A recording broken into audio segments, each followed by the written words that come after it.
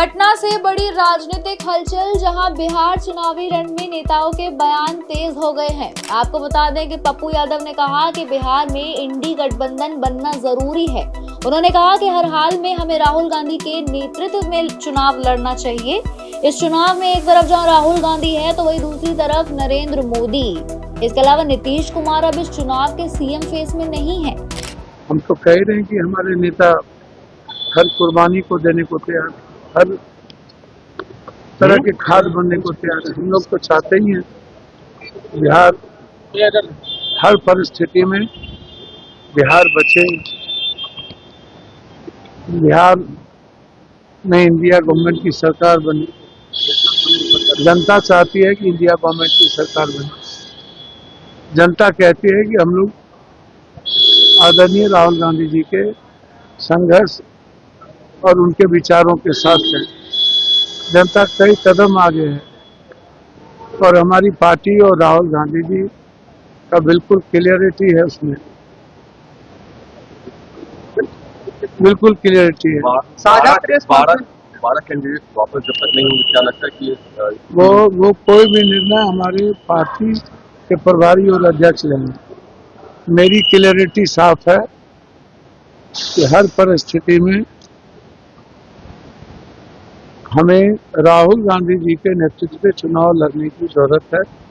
इस प्रदेश का की जनता, चाहे अत्यंत पिछड़ी जाति हो, चाहे दलित हो, चाहे ऊंची जाति के लोग हों, वो राहुल गांधी जी के संघर्षों में अपने विश्वास को रखते हैं और किसी में भी नहीं। ये लड़ाई एक तरफ नरेंद्र मोदी का चेहरा है और एक तरफ राहुल गांधी का चेहरा है। नीतीश कुमार जी भी मुख्यमंत्री के चेहरे नहीं है और मेरे ख्याल से हमारे तरफ से भी कोई मुख्यमंत्री का चेहरा नहीं होगा, नहीं रहना चाहिए। क्या आप मानते हैं कि 12 कैंडिडेट आपस में जो लड़ रहे हैं वो वापस हो जाने जरूर वापस होना चाहिए, कि हर परिस्थिति में वापस होना चाहिए। साझा प्रेस कॉन्फ्रेंस में देरी के पीछे का वजह किसको मानते हैं?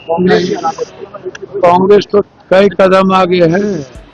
इसके अलावा आपको बता दें कि महागठबंधन बिहार की सभी 243 सीटों पर मजबूती से चुनाव लड़ रहा है। कुछ सीटों पर फ्रेंडली फाइट है, पर गठबंधन मजबूत है। 5-10 सीटों पर नई बात नहीं। किसी भी प्रदेश में अगर अलायंस होगा तो हो सकता है कुछ सीटों पर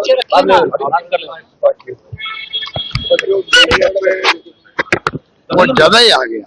ऐसा आ गया जैसे कि पता नहीं क्या हो गया है, गठबंधन का क्या होगा, ऐसी स्थिति है नहीं। तमाम काम बहुत स्मूथली चल रहे हैं। आपको खुद को मैं ऐसे होगा 1-2 दिन के अंदर जो भी कंफ्यूजन है तमाम सब स्पष्ट हो जाएंगे। सर, ये फ्रेंडली फाइट कही जाएगी महागठबंधन की 12 सीटों पर? आपकी समझे पता नहीं कितना रहेगा। अभी तो कल शाम तक का वक्त है।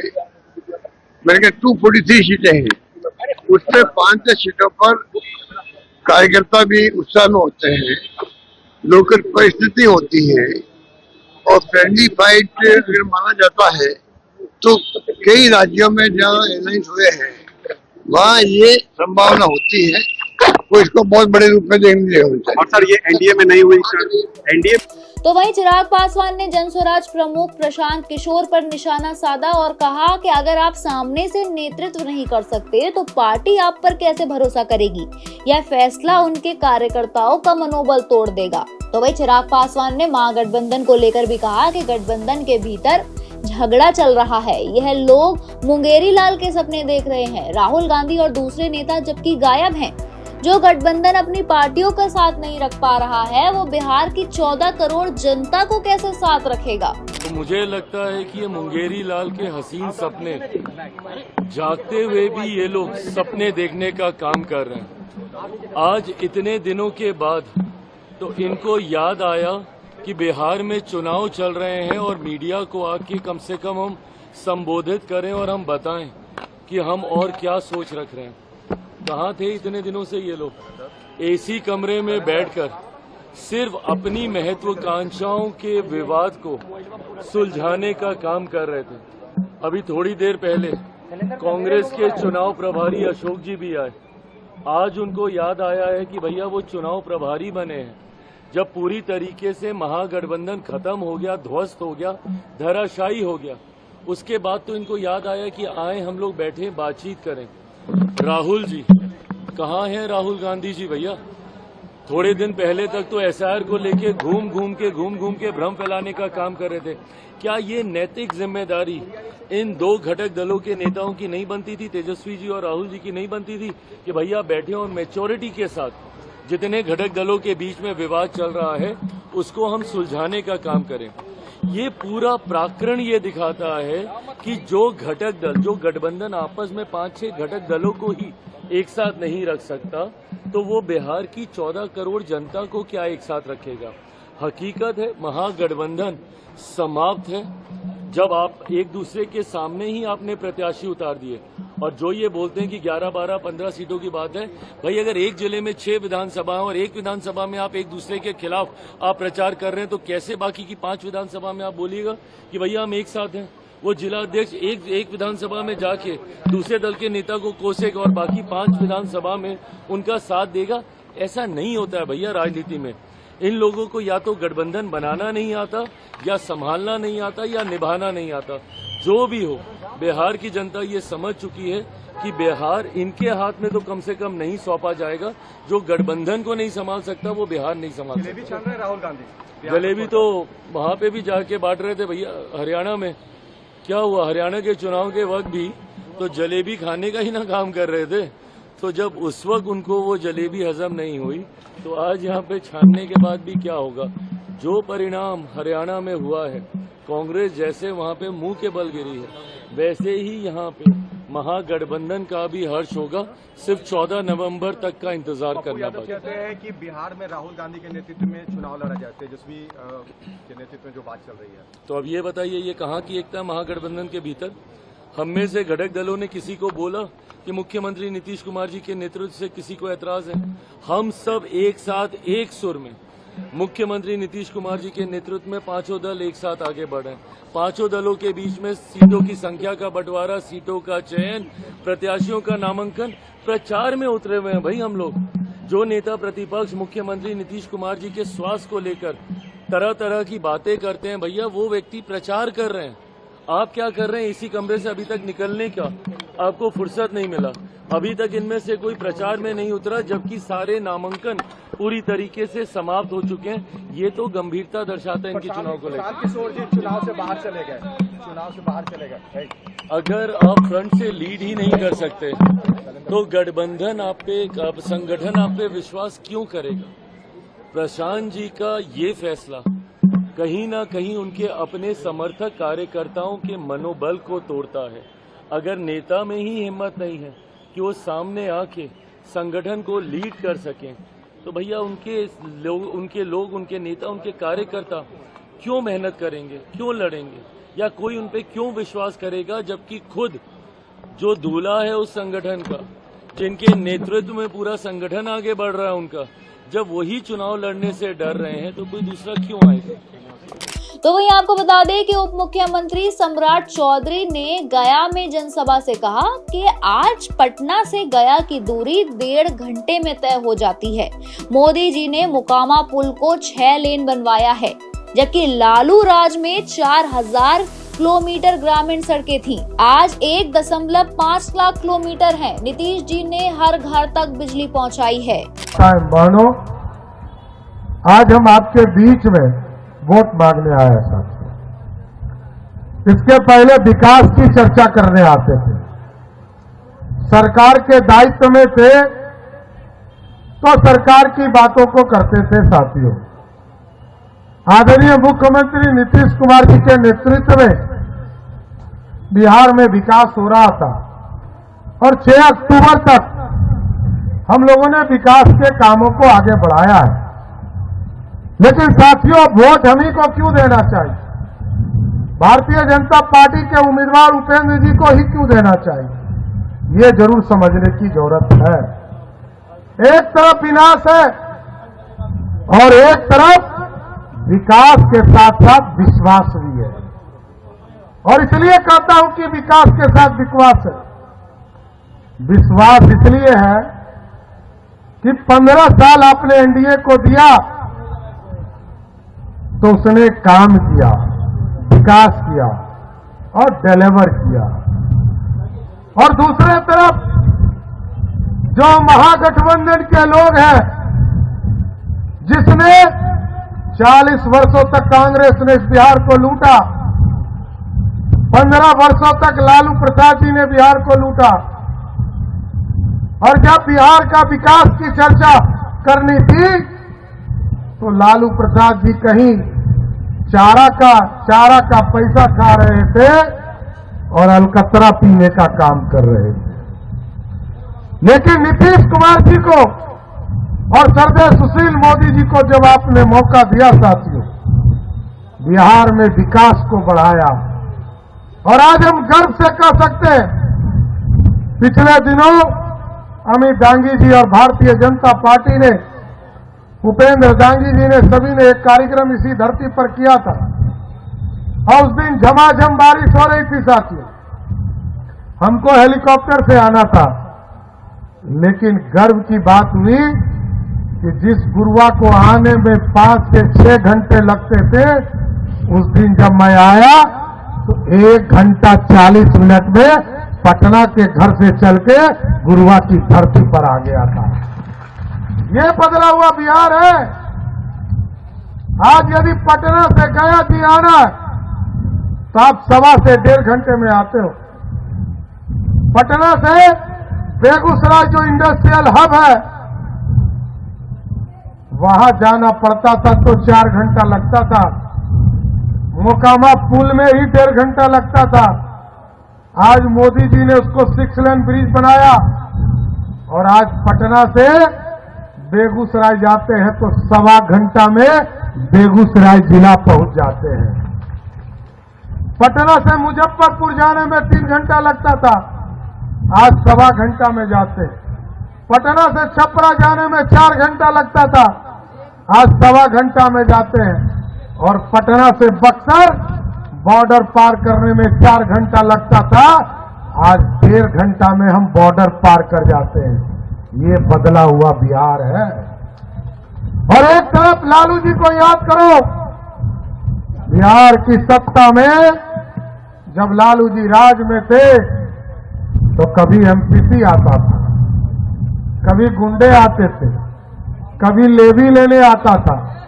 और याद कीजिए, ये जीटी रोड बन रहा था, श्रद्धेय अटल बिहारी वाजपेयी जी ने हम लोगों के पूर्वज महान सम्राट अशोक के रोड को बनाने का काम 4 लेन बना रहे थे। तो याद कीजिए 1998-99 की बात है, जब इसको 4 लेन बनाने का काम किया जा रहा था तो बिहार में लालू जी के गुंडे इसमें 2% कमीशन ले रहे थे।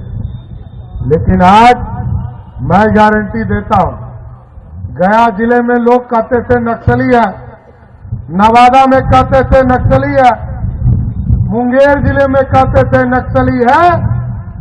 रात के 12 बजे गुरुआ से निकलिए, पटना जाने में यदि किसी ने रोक दिया तो सम्राट चौधरी 1 घंटे के अंदर अपना इस्तीफा देने का काम करेगा साथियों। लेकिन यदि दुश्मनी है तब तो यहां थाना बगल में है, जरूर बता के जाइए। भाई, व्यक्तिगत दुश्मनी का कोई उपाय नहीं है, जमीन के झगड़े का कोई उपाय नहीं है, लेकिन सुशासन स्थापित है बिहार में अशांति। और साथियों याद कीजिए, बिहार में सड़कें नहीं थी, आज गांव गांव सड़क बन चुका। 4000 किलोमीटर ग्रामीण सड़कें थी, आज लगभग 1.5 लाख किलोमीटर गांव की सड़कें बनी है। और साथियों बताना चाहता हूं, 2014 की बात याद करिए। 2014 में मोदी जी आए, मोदी जी ने कहा गांव गांव बिजली पहुंचाएंगे। पहुंचा कि नहीं पहुंचा? पहुंचा कि नहीं पहुंचा?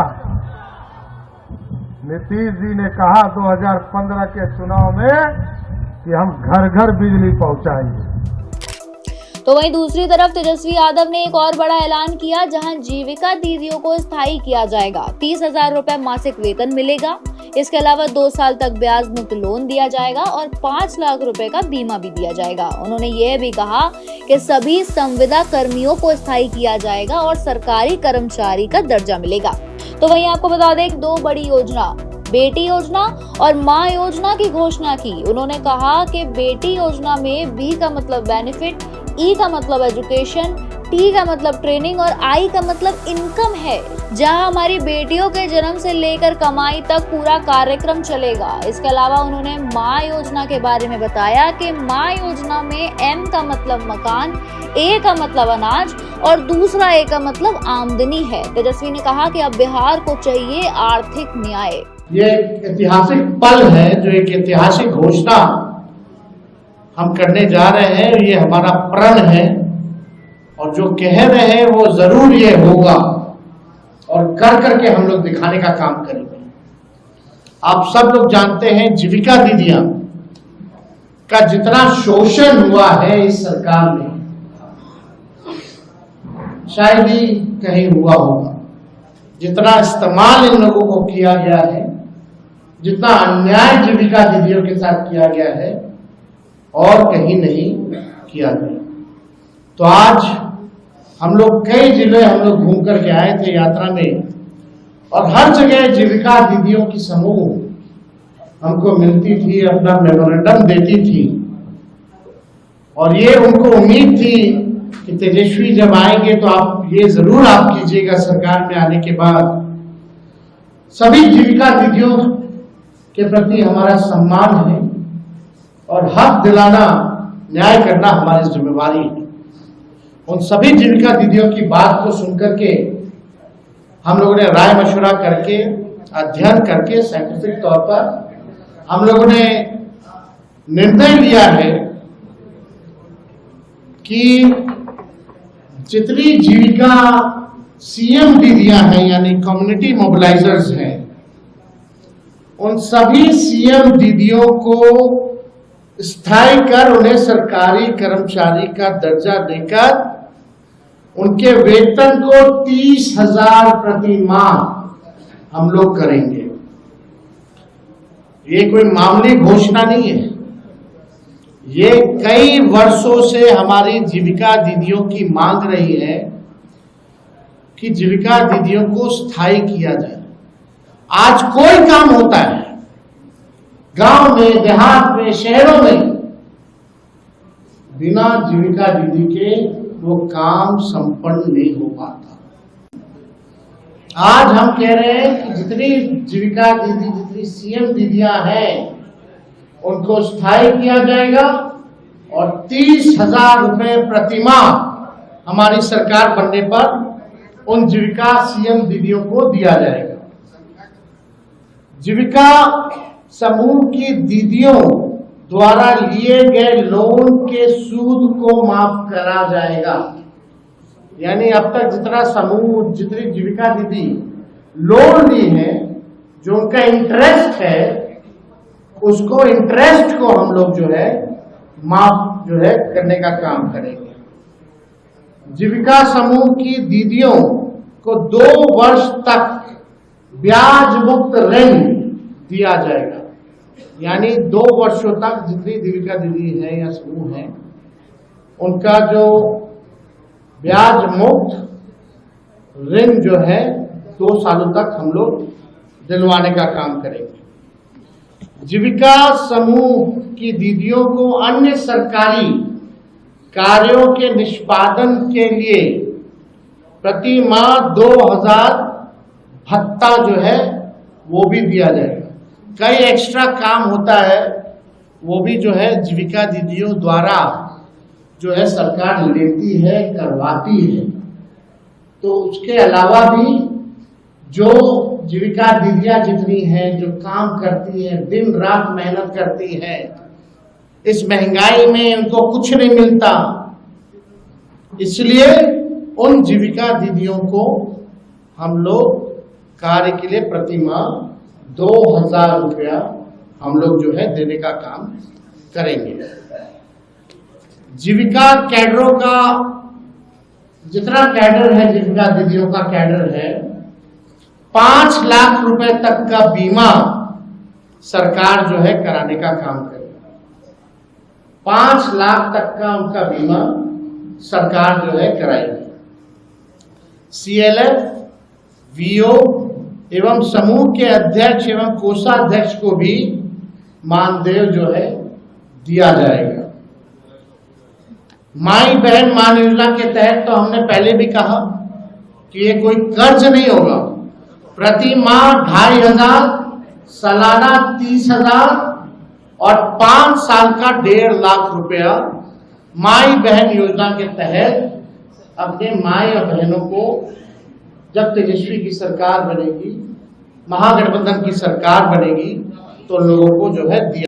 और हमने पहले भी अनाउंसमेंट किया है बहनों के लिए, महिलाओं के लिए कि बेटी योजना, मां योजना हम लोग लाएंगे। बेटी योजना का B से बेनिफिट, E से एजुकेशन, T से ट्रेनिंग और I से इनकम। यानी जब से हमारी बच्चियां पैदा होती हैं, इनकम तक उनके लिए अलग से एक प्रोग्राम चला जाएगा, पढ़ाई की, ट्रेनिंग की और इनकम दिलाने तक की ये व्यवस्था उन माँ बहनों को हम लोग कराने जाएंगे। माँ योजना भी हम लोग लाएंगे। माँ योजना M से मकान, A से अन्न और A से आमदनी। यानी महिला जिनके पास मकान नहीं है उनको मकान की व्यवस्था कराई जाएगी, अन्न की व्यवस्था कराई जाएगी और आमदनी की भी व्यवस्था कराई जाएगी। हम लोगों को अब बिहार की जरूरत है आर्थिक न्याय, और आर्थिक न्याय हम लोग जो है बिहार के लोगों के साथ हम लोग करेंगे। अब सबसे बड़ी बात, दूसरी सबसे बड़ी घोषणा, आज की जो ऐतिहासिक घोषणा होने जा रही है, जितना आपके संविदा कर्मी हैं, संविदा कर्मियों के साथ जो शोषण होता है, जो नुकसान हो रहा है,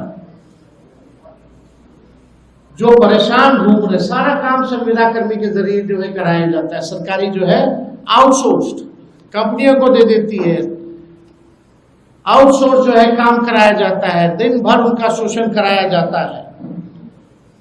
क्या क्या नुकसान होता है आप सब लोगों को पता।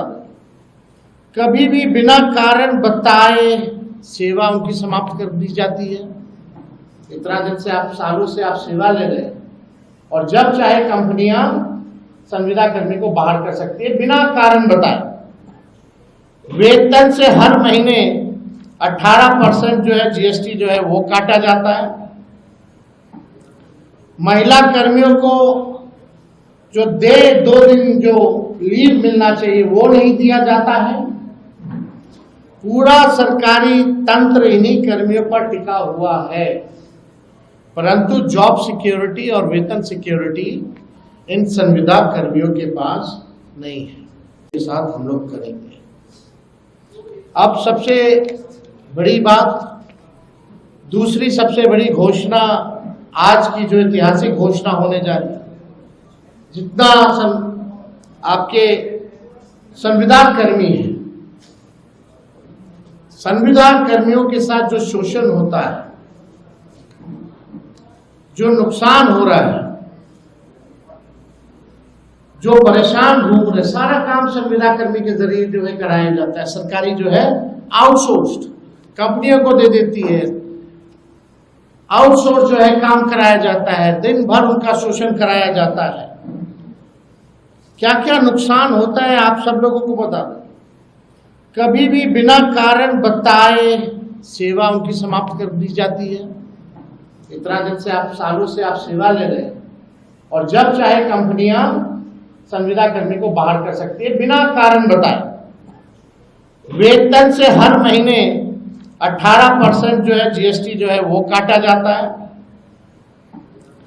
महिला कर्मियों को जो 2 दिन जो लीव मिलना चाहिए वो नहीं दिया जाता है। पूरा सरकारी तंत्र इन्हीं कर्मियों पर टिका हुआ है, परंतु जॉब सिक्योरिटी और वेतन सिक्योरिटी इन संविदा कर्मियों के पास नहीं है। अब उर्मिला जैसी प्राइवेट एजेंसी, बेल्ट्रॉन एवं अन्य माध्यम से लगभग 1.5 से 2 लाख कर्मियों की सेवा सरकार लेती है, लेकिन उनके साथ न्याय नहीं कर पाती। जितने भी संविदा कर्मी हैं, चाहे किसी भी मंत्रालय के हों, आउटसोर्स्ड हो, जिला में हो, हमारी घोषणा ये है कि प्रदेश में कार्यरत सभी संविदा कर्मियों को स्थायी किया जाएगा। बिहार के विभिन्न विभागों में बेल्ट्रॉन जैसी विभिन्न एजेंसियों के माध्यम से संविदा पर काम कर रहे संविदा कर्मियों के लिए ये ऐतिहासिक निर्णय हम लोगों ने लिया है और ये जरूर हम लोग करेंगे। शारीरिक, मानसिक और आर्थिक तौर पर जो झेल रहे हैं ये संविदा कर्मी, अब एक झटके में इनको स्थायी किया जाएगा और मानसिक, शारीरिक, आर्थिक तनाव और शोषण से झेल रहे सभी लोगों को इन तीनों चीजों से मुक्त किया जाएगा और स्थायी सरकारी कर्मी का दर्जा हम लोग दिलाने का काम करेंगे। अब ये होता क्यों है? जो भ्रष्ट अधिकारी हैं वो कंपनियों को देकर के केवल कमीशन खोरी की वजह से, यानी सरकार को जरूरत है इन कर्मियों की, पद जो है सृजन किया जा सकता था, लेकिन सरकार ने नहीं किया। जितना पैसा बजट का इन एजेंसी कंपनियों को जो जाता है और जितना एक व्यक्ति का तय होता है उस अनुसार, वो आधा भी इन कर्मियों को नहीं मिलता, यानी कमीशन खोरी में चला जाता है। तो कमीशन खोरी मुक्त बिहार प्रदेश बने, अपराध मुक्त बिहार प्रदेश बने, भ्रष्टाचार मुक्त हमारा प्रदेश बने, इस हिसाब से हम लोगों ने निर्णय लिया है। बजट का पैसा तो जा ही रहा है संविदा कर्मियों को, लेकिन उसमें असली मलाई कौन खा रहा है, कमीशन खोरी कौन कर रहा है? सरकार में बैठे हुए लोग कर रहे हैं और वैसी कंपनियां जो है वो कर रही है, एजेंसियां जो है वो कर रही है। तो ये हम सब लोग जो है करेंगे। और सरकार ऐसी जितनी भी हायरिंग एजेंसी को करती है 18% जीएसटी भी काटती है। इससे अच्छा तो उनको जो है परमानेंट ही क्यों नहीं कर दिया जाता? हो सकता है, एकदम हो सकता है, किया जा सकता है। तो बिना अध्ययन के हम लोग जो है कोई काम करते नहीं। तो आज हमको लगा कि इस ऐतिहासिक क्षण को हम लोग जो है आप लोगों के समक्ष जो है रखें। ये कोई मामूली निर्णय नहीं है, चाहे जीविका दीदी के सीएम जितनी हो उनको स्थायी तौर पर जो है करना हो। लगभग 1.5-2 लाख के आसपास जो है सीएम है। सीएम कम्युनिटी मोबिलाइजर जो होती है, जो अपना लोन देती है, जो जीविका दीदी के समूह को इंटरेस्ट के तौर पर 1.5 से 2 लाख जो भी है संख्या, उन सब को हम लोग स्थायी देंगे। और जितनी जीविका दीदी या समूह है जो लोन लेती है, उन्होंने जितना अभी तक लोन लिया है, जो इंटरेस्ट के साथ जो चुकाना है, उन इंटरेस्ट को भी हम लोग माफ करेंगे। 5 लाख रुपए तक का सभी का बीमा कराया जाएगा। ये सारा काम हम लोग जो है करने जा रहे हैं और ये ऐतिहासिक घोषणा है। पहले भी आप लोगों को पता होगा, संविदा पे नियोजित शिक्षकों लोग 2012-11 से लगातार मांग करते रहे, लाठी खाते रहे कि नियोजित शिक्षकों को जो है राजकीय कर्मी का दर्जा दिया जाए, समान काम समान वेतन। उस समय के उप मुख्यमंत्री रहे सुशील कुमार मोदी जी ने कहा था ये हो ही नहीं सकता है, असंभव है। और इस सरकार ने डबल इंजन की कभी भी इस पे कार्रवाई नहीं की। जब तेजस्वी 17 महीने उप मुख्यमंत्री था, 17 महीने की सरकार थी महागठबंधन की, तो उन 17 महीनों में जितने नियोजित शिक्षक 4.5 लाख थे, उनको हम लोगों ने राजकीय कर्मी का दर्जा दिया। यानी तेजस्वी को प्रमाण देने की जरूरत नहीं है, तेजस्वी जो कहता है वो करता है, और जो कह रहे हैं वो हम करेंगे। तो इसमें कोई कॉम्प्रोमाइज नहीं चलेगा। इन महंगाई के दौर में आर्थिक न्याय हम लोग करके रहेंगे। अगर इस विषय से देखिए, बिहार चुनाव के बीच नेताओं के वादे, आरोप और घोषणाएं सब रफ्तार पकड़ चुकी है। अब देखना ये होगा कि जनता किसके वादों पर भरोसा जताती है। आगे की ऐसी और अपडेट्स के लिए बने रहिए और देखते रहिए पीपीएम टाइम्स।